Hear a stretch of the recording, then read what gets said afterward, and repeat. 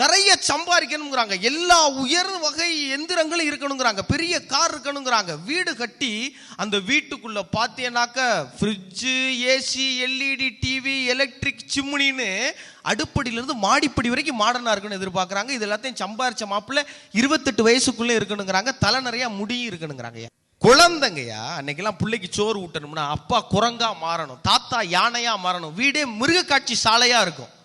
இன்னைக்கு உருளைக்கிழங்கு செல்ல குட்டி எங்க போச்சு, அது வாட்டில் போயிட்டு இருக்கு, சாப்பாடு வாய்க்கில போய்கிட்டே இருக்கு. குமுதா ஹாப்பி என்னாச்சுங்கிற மாதிரி ஹோல் ஃபேமிலி ஹாப்பி என்னாச்சு? சரி, என்னாச்சு? இயந்திரங்கள் எவ்வளவு சுலபமாகிருச்சு. நீங்க ஐயா அந்த இன்ஸ்டாகிராம் அரண்மனை 4ன்னு ஒரு படம், நீங்க எல்லாம் பாத்தீங்களான்னு தெரியல. படம் பார்த்துட்டு வந்த உடனே ஒரு சாதாரண சினிமா பார்வையில் என்னால தமன்னாவுக்கு மெசேஜ் அனுப்ப முடியுது நடுவர் அவர்களே. அது அவங்க பாக்குறாங்களா இல்லையாங்கிறது வேற கதை.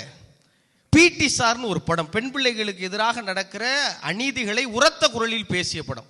அதுல கதாநாயகனுக்கு அப்பா வருகிற எங்க குருநாதர் மைக் டைசனுக்கு மெசேஜ் அனுப்புறாருங்க. உண்மையா பொய்யான்னு கேளுங்க.